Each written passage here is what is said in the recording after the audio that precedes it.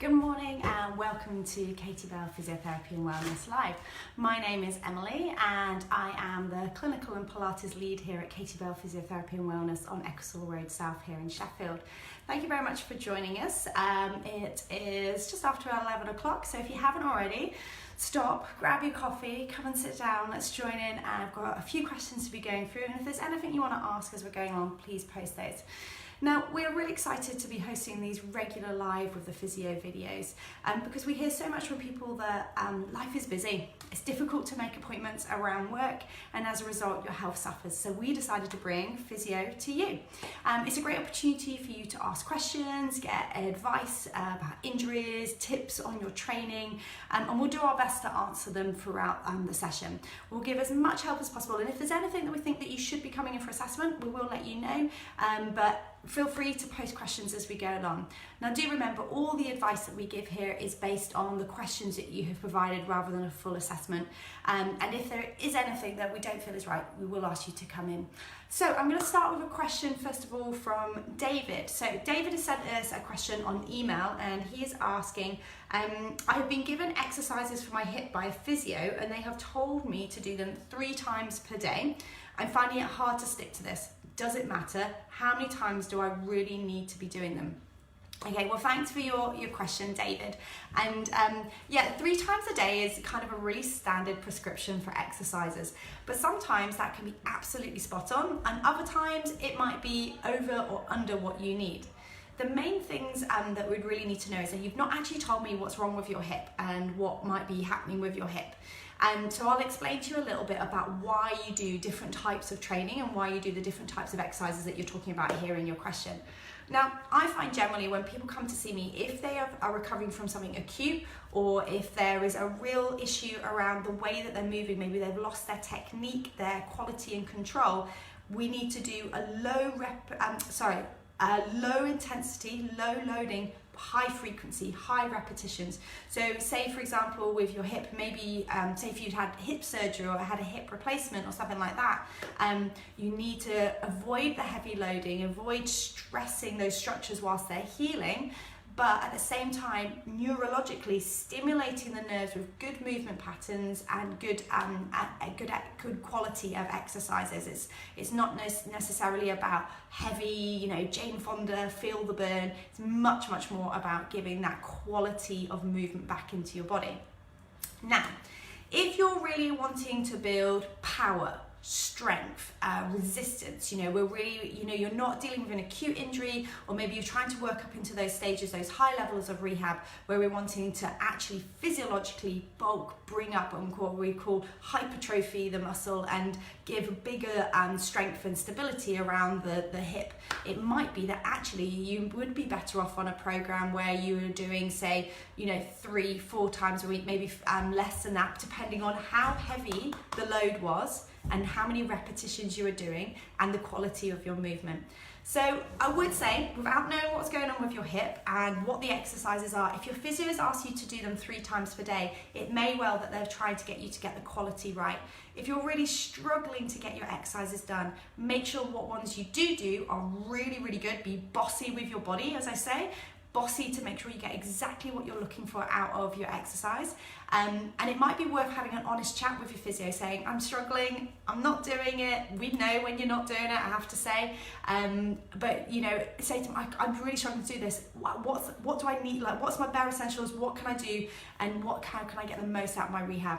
So good luck with your rehab, David. If you're struggling any further, do drop us a line, we can chat about that more, but yeah, do speak to your physio and just clarify exactly what you should be doing. Okay, great. So we'll move on to our next question, which we've had messaged to us is from Fiona, and she says, I've signed up to Haversidge in July. Great, it's a brilliant triathlon. And for anybody who's not around Sheffield, there's this lovely little town just outside Sheffield, just into the peaks. They have a lovely outdoor swimming pool, and they do a really lovely sort of accessible kind of little triathlon in, I think it's 21st of July. We'll be there as a team, so we'll be there to look after you afterwards, Fiona. We can be massaging away, so do come and check us out at the finish line. So Fiona says, I've signed up to Haversidge in July, and it's going to be my first triathlon. I love running and swimming, but haven't cycled much before. Okay, it's great that you're doing the running and swimming, that's perfect. I am finding my neck hurt when I get beyond 12 miles and then it aches for a day after. Is this normal? How can I stop this? Okay, so I think this is a really reasonable thing for you to be experiencing, but obviously there's something that's not quite right, and no, I wouldn't say that that's acceptable or normal for you. Now, if we think about what you've told us here, Fiona, you love running and swimming, so I'm assuming by that you mean that you're doing that regularly, that you're already kind of an established runner and you swim regularly. Now, the big difference with cycling, obviously, is it's non-impact, which I guess is kind of like swimming, but you have got that position, that loading into flexion, so that bend forward position there to be down onto your handlebars, which is going to change the load through your spine, particularly into your neck. So when you're upright and you're running, or you're flat and you're swimming, your neck has a very different line of pressure and stability going through it. So hopefully when you're running, your chin, of course, is in beautiful posture and your chin is tucked. So we've got this lovely neutral spine, which is just a soft curve. So we're not tucking in, we're not drooping out of that chin. When you come forwards here now, so that you don't hopefully crash into the cyclist in front of you, the car in front of you, you'll then have to lift your head forward so you can see where you're going, especially if you're then down in your drop position. So if you're on your drop handles, that's going to increase more. Now, my other kind of thing that's kind of popping into my mind with your question is that if you're dropping down into your handlebars and you're even if you're just on the upper bars or down onto those drop bars, and you're kind of getting this neck pain, obviously it's an endurance issue that you're coming to beyond 12 miles. Is this about the fact that either you don't have the stability here at the shoulder to actually stabilize and equally weight and distribute the weight bearing through the upper body? Are you very stiff in your spine? Maybe you're a little bit rounded with your spine or flexed with your lower back, and therefore you're having to then compensate further with your neck. The last thing is your core of your neck, and this is what we call your deep neck flexors. So a bit like we think about core just being in our trunk, in our pelvic floor, our diaphragm, our deep tummy muscles, but we do have some muscles here all the way up through the spine and then up into the neck and into around the base of the skull that actually support, like his core here, we have core stability of our neck. So there's a couple of things you could do. First of all, please go and get your bike checked for setup, making sure that your handlebars aren't too far away or too low. You can even get like little stem extenders, so little extenders that go on the stem of where your handlebar fits onto your bike, and that can raise your handlebar up just by an inch, and sometimes that inch can give you enough just to get your weight back a little bit further. You may well need to be working on a few things. First of all, on spinal mobility, if you feel that you are someone who tends to round the spine, so we get this lift and open, so we're not just gripping and clinging on here all through the neck and through the pecs. So let me talk you through a few exercises. So we need to activate the core, make sure the spine is in a good position, and work through the deep neck. So I'd be working on pelvic floor exercises, particularly making sure that you're creating that ability just to switch on your core. If you're not sure about that, I would definitely come and get checked out, so making sure you're actually switching it on properly. But if you're happy with that and you've done Pilates before and you know how to switch on your core, making sure that as you're riding along, that you're checking your position, activating your core, so you're supporting that. The other exercise I'll be looking at is your shoulder stability, and it's a really, really simple exercise called shoulder blade dips. I'm going to move the camera very slightly so you can see what I'm doing. So one of the easiest ways to do this is actually in hands and knees, because it sort of mimics your cycling position. So I'm setting my hands. Can you see how my hands are coming above my shoulders? So I'm not here underneath my shoulders, they're going above the shoulders. And this is going to help stimulate the muscles that stabilize the shoulders. I'm going to try and keep my lower back in neutral, so I'm not going to be rounded here, I'm not going to be dropped forwards, I'm going to keep that neutral position. Then from here, tucking my chin so my neck is long, I'm going to draw my shoulder blades together and then draw them apart. And this is what we call our shoulder blade dips. So from here, we're seeing how well can we move. Now what I'll see for a lot of people is that they move from the back to make this happen, or they go into like a press up with the elbows. So keep the elbows straight, keep the lower back neutral, and then dip with the shoulders. Okay, when you've done those, I would then be looking at how we can create some strength and stability around the upper body and neck. So even sometimes just holding positions like in hands and knees and look forward lead position, tucking the chin under, and imagine you're lifting the chin up and into the upper spine here. Then grabbing a TheraBand or maybe a small weight in each hand, coming into a squat position, so you can see here that my weight is forwards over my knees, holding onto my band. I'm going to exhale, I'm just going to gently pull the arms apart and back in again. I'm not dropping the shoulders here, I'm drawing my shoulder blades up into my back, just like I did on the bed, and then exhale, squeeze the core, draw out, draw in, draw out, and in. So we're building lots and lots of stability and selectivity, i.e. you can choose what you do with your shoulder all around the upper back and training into that neck. Okay, I'll give you one last exercise that might help you work on those neck muscles. So coming onto your front here, create a little cushion with your hands. You can use a cushion or a headlock. Now again, let's roll the shoulders away. Make sure that your spine is in a neutral. So I know that I'm kind of blending into the back, the bed here. I'm going to tuck your tailbone under.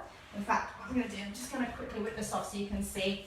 One of my clients yesterday was saying, so you could see that I was blending into the bed with my black uniform. So hopefully now you can see. So hands are underneath your head, tuck here. As you see here, I'm lifting my tailbone, arching my back. Now I'm setting my back to neutral. So I've got a soft curve here at my back. I'm going to set my shoulders away. I'm going to exhale. I'm just going to float my forehead off my hands. I'm not looking forwards here. Imagine you've got a peach or a little tennis ball here underneath your chin. Set the shoulders, engage the core, float the head off, holding there, breath in and breath out. Relax back down again. This is a tricky exercise to perfect, to not arch the back, to keep the shoulders down and to keep the neck long. We lift the head off, so I've got this little gap here, and then I float back down again. That's going to build up the deep core of the neck. It's going to help start to stabilise. If that's not working for you, Fiona, if you're still really struggling, you've had your bike set up sorted, you've sorted out your handlebar height and your seat height, you've been working on your shoulder stability and neck stability, just come in and see us, because it's only, how many were we, April now, May, June, July, you've got about 3 months until your training, for your training to kind of really kick in and really make the very most out of it. I wouldn't want you to lose out. So yeah, do book in, come and see us if that isn't working for you. I know it's starting to kick into triathlon season, isn't it? We're starting to get a little bit more of certainly getting the training going. Okay, I think we've got time for one more question today. So let's answer this question from Paul. So Paul has sent us a message saying, I have a bad back, and my friend at work, who is a really keen runner, says I need to strengthen my glutes. Is this true, and what is the easiest exercise to do? So yeah, my husband always laughs. He whenever people ask me advice at home, or we have friends over there like, oh, I've got this problem, what is it? And he just turns around and goes, it's probably your glutes, because that's the answer that so many physios give. Now, yeah, glutes are very, very important in terms of treating back pain if they're contributing. So yeah, the likelihood is you probably do need to strengthen your glutes. What I would ask before I start giving you any advice, Paul, is I'd like to know a bit more about your back, what your symptoms are. Are you getting any symptoms down both of your legs? Any pins and needles, numbness, any changes to your bladder and bowel control or sensation, anything like that? I would probably go and get checked out with your GP. But if there's anything there that's kind of referring down into your legs, or if it's the pain is very severe, if it's just a general ache in your back and your back is just a bit of a niggle, a bit of a nuisance, it's not really stopping you, then I would say giving some glute exercises would be a good place to start. But to be honest, if you've got a bad back and you haven't had any treatment, or if there is any nerve involvement, I would book in and get someone to have a look at your back to make sure it's not there's not something else that's going on. And whilst yes, strengthening your glutes is going to offload your back, you do need to make sure that that's being complemented with the right mobility and the right strengthening program, not just for glutes. There may be other muscles or other imbalances through the body that you need to be addressing as well. And also to look at what's aggravating your back, what patterns and habits are you adopting, and how can we best make a kind of better patterns of movement, better health of your movement as well. So just talking glutes though, as long as there's no other problems there, there's a few exercises you could do to start strengthening around the hips. Now, most people will say to me, in terms of their back pain, that they struggle in 2 positions or 2 habits. 1, prolonged sitting, and 2, prolonged steady walking. And I'll talk a bit about both of those. So prolonged sitting, in fact, both of them, when you do anything for a prolonged period of time, you get more and more compression down into the spine. So especially if you've got neural symptoms, you may find that a prolonged anything is like sitting, like standing, like walking, is going to start putting compression and kind of pressure through those joints. So trying to minimize that, changing positions. You know, here, even now I've just been speaking for a few minutes, I can already feel myself starting to slump back. So sitting up, doing some pelvic tilts, maybe doing some side bends and some rotations of your chest, just so that we're loosening off the back, so you're not feeding into that pattern. Because every time, if you just keep doing those habits, you're just going to keep winding your symptoms up and up and up and up and up. Get to the end of the day, my back's killing, I've had enough, and now I can't do all of those things that are going to actually help me be fitter, healthier and stronger. So by breaking those patterns, so say you do lots of driving or you do lots of sitting or lots of standing, trying to take breaks from that activity and then optimize your posture in those activities so that it builds up, you bring it back down, builds up, bring it back down. So you end up here rather than up here with your pain at the end of the day. Now, glutes. There are loads and loads of glute exercises out there. The usual culprit with it is an issue when it comes to back pain is not having enough strength through your glute max and your hamstrings. Now, glute max is the muscle that sits at the back of the pelvis. So if I bring this model in here, so this is sort of, if I was stood sideways, that's effectively what you could see from the side there in line with me. So your glute muscles, your glute max comes off the back here, and it works with the line of the muscles down the back of the legs, the hamstrings. So here, bottom muscles, hamstring muscles, and they work to propel us forwards. So as I move forwards, I should be able to have enough range here at my hip and enough strength in my glutes and hamstrings to actually move and propel my body forwards. If I don't have enough of that, what will usually happen is that, just pop that model down, what will usually happen is we start to rotate a little bit more. So we tend to push off and almost, I'll just tilt this down a little bit more so you can see my feet. So rather than being able to step straight forwards to you, I don't have that ability, that power, so I always have to rotate out slightly, and then I end up, you can see how I'm pushing very, very slightly outwards.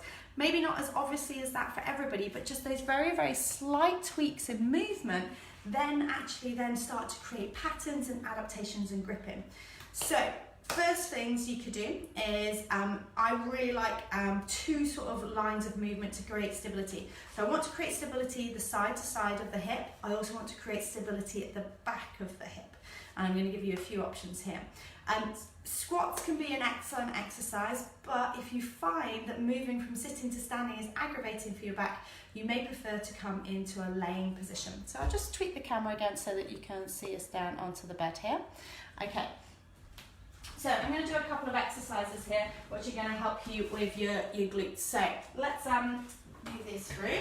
So we're going to go into a sideline position, and I'll let you kind of see a little bit here of my legs. Okay, so I'm going to come and lay onto my side so you can see from my hips. So I'm going to set myself up. You'll be able to see my legs and my hips from here. So nice and long. I want to make sure that I'm not slumping into my back. Your hips are nice and straight. If you're kind of working for this the first time, I'd probably flex your underneath leg, and then if you've been working a little bit harder, or if you want a bit more strength and stability, straighten your leg out, bring it just in front.